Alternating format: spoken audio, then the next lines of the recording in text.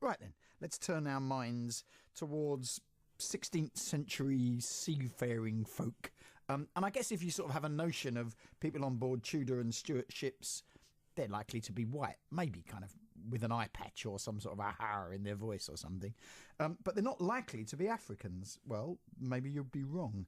Because tomorrow night there's a seminar taking place at Senate House as part of a maritime history and culture seminar on Africans aboard Tudor and Stuart ships. And the historian giving that talk is Dr Miranda Kaufmann, who's here with us now. Welcome to the show. Hello. What led you to, first of all, I'm intrigued, what led you to maritime history? You don't look like the Jolly Jack Tar, salty seafaring type. Well, I love the sea. I'd like to spend more time at sea. But no, I think I was always obsessed with Tudor history from a really early age. And then I was led into, I got into Black Tudor history because, well, partly because my tutors at Oxford told me I had to research an element of Tudor history that no one else had done before. So that's kind of, I got into that. I was also always been really interested in cultural encounters. I think growing up in London, there's so many different cultures around us here, and I'd done quite a lot, been lucky to do quite a lot of travelling as well, and I was always fascinated about different cultures and those culture clashes. And when I realised that the Tudors had started sailing around the world for the first time really from England, I was just fascinated in how they and the people they met, thought of each other. And then out of that, when I started reading about it, I suddenly started finding these original documents showing that there were actually Africans living here, which really surprised me, because I'd imagined that encounter taking place like on the coast of Africa or in America or India or whatever, but actually it was taking place right here on the streets of London. Where would those people come from, and how had they ended up here? And how big a community are we talking about, do you think? Well, in my research, I found evidence of over 360 African individuals living in Britain between 1500 and 1640. But that could be the tip of the iceberg. That's just what I've been able to find in the documents. Right. But there may have been more. It's not a huge population, but still a fascinating one. And where would they have come from? When we say black, what does that mean, really? Well, we could talk about that all day, but for my purposes, I've been focusing on the continent of Africa, people who originated in the continent of Africa. But by the 16th century, those people, that African diaspora had already got going. And so the people who arrive in London and in England could have come here directly from Africa, but also from Southern Europe, places like Spain, Portugal, Italy, or from the New World, from the Americas, from the Spanish colonies there in the Caribbean and South America. And would they have come here of their own volition, or would they have been brought here because of slavery, or what's the... Well, yeah, I don't think very many of them came here of their own volition, although there were a few embassies from Morocco to the court of Elizabeth I. But I think mostly they were probably enslaved at some point in their journey, probably more likely enslaved by Spanish or Portuguese or Italian merchants, and then because we were at war with those people quite a bit, so we could there were quite a few times when we would capture a Spanish ship and then we would bring the Africans on board home, and then their status in England would be a bit different. There was a small amount of English slave trading in the period I'm looking at. John Hawkins in the 1560s attempts to start slave trading, but it doesn't go very well, mostly because we didn't have any markets. There was no English colonies at that time, so he was trying to sell into the Spanish colonies, and they didn't like that very much, and they showed him that with guns off the coast of Mexico in 1568. So... And once these people arrive in London, are these people who would have experience on ships? Because one would imagine that getting on board a ship in this period of time, you're going to need a skill set or something. Yeah, well, I think, certainly, although only a couple of the individuals I've found were labelled as sailors, all of them would have been on a ship at some point. Of course, that's how you travel. But I think... you learnt the hard way, didn't you? But I think that from where they would have got onto the ship to when they got here, they would have been on the ship for quite a few weeks, if not months. So they would have picked up stuff, and mortality rates upon early modern ships were so high that all hands on deck. Any guy on the ship. There's also the odd woman. And was it all guys? That's what I was going to say. Is this an exclusively male population? Not the African population in England that I found was more or less 50-50, which surprises people sometimes. But in terms of the ones that were actually working as sailors, they were men. But I did come across one quite harrowing story about a woman called Maria that Francis Drake captures from a Spanish ship off the coast of South America on his circumnavigation voyage. And then abandons heavily pregnant on an island in Indonesia a few months later.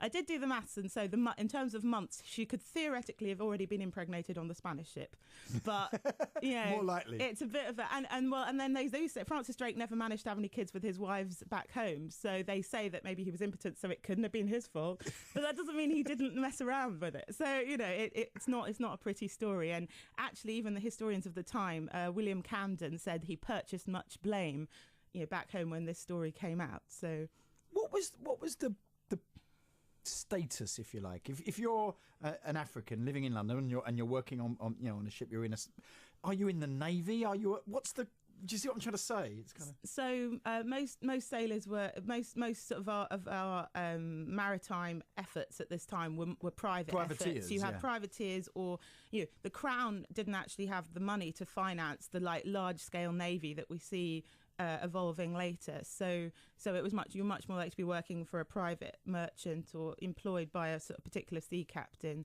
But they were employed, so they found evidence of Africans being paid wages for their work aboard various. And English could they ships. rise up through the strata, if you like?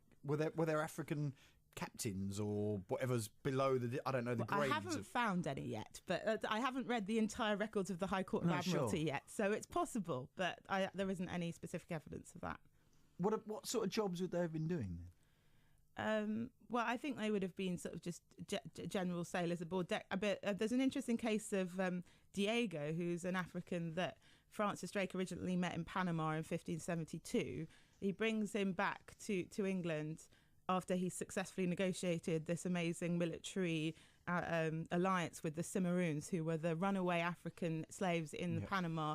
And together they capture the Spanish silver as they're transporting it across Panama and on the back of mules. But then he comes back, and then he lives in Plymouth for a few years, and then he sets out on the circumnavigation voyage with Drake. And he's got all these other skills that make him really useful on that voyage, because he can speak Spanish. I was going to say, he was previously enslaved by the Spaniards. He could speak Spanish. Like quite a lot of the submarines, he was good at building. So because Drake's away for years, so they land in various places and they have to set up camp. And Diego's very well versed in how to set up, how to build buildings in these kind of difficult climates. And so he's quite a useful person. And they're visiting places in the Spanish Empire where there are lots of enslaved Africans. So in principle, he could be disguised as a slave and set out into the port and find get intelligence for the English as to what's going on there. Would there have been a shared language for seafarers? I mean, if you're from South Africa and some are Spanish and some are English, and so, what would they have communicated in, do you think? Well, I think it was always a case of finding a shared language. Drake kind of famously, his Spanish wasn't as good as it should have been, considering. So he had to capture other people who could interpret. But Diego may well have interpreted for him. But I think there was an element of a kind of lingua franca at sea. There were certain words that everybody needed, needs must. And so if you were a sailor, you would pick up a few languages along the way. And those would be the ones that most serious seafarers were using. But when it came to these first encounters with Africa, I mean, those languages were so different that it was really hard. And there's an account of an East India Company ship that lands in Cape Town at the early 17th century, and he's sort of saying we just couldn't understand what the koi was saying. They had all these clicks, and they said we resorted to bar for sheep and moo for cow, that universal language that everybody knows, as opposed to Xhosa. So that's why some of these Africans were coming back to London, was because the English brought them here. They spent a couple of years in the capital, learnt English, and then went back to their homelands, where they continued to work as factors and interpreters for the traders who came there. I was going to say, did any settle here?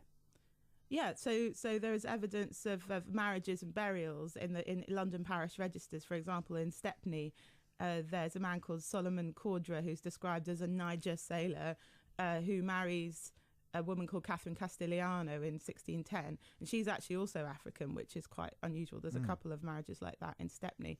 I guess Stepney would have been a seafaring colony, wouldn't it, almost, or place? It's kind of I think something like over 50% of the men in Stepney worked on ships or something. So. Wow, it is fascinating stuff, and it is a history which I guess has been, as you say, has not been told up until now. Really, what are you going to be telling tomorrow? How does it all work? Well, I'm going to try and give a sort of broad overview of what I found out about the seafarers in this period, and then I'll probably focus in on two or three stories of individuals to sort of tell their life stories and show how those stories kind of answer some of these bigger questions. It's fascinating stuff, and you've been hearing about it, and you can hear about it tomorrow over at Senate House from Dr. Miranda Kaufmann.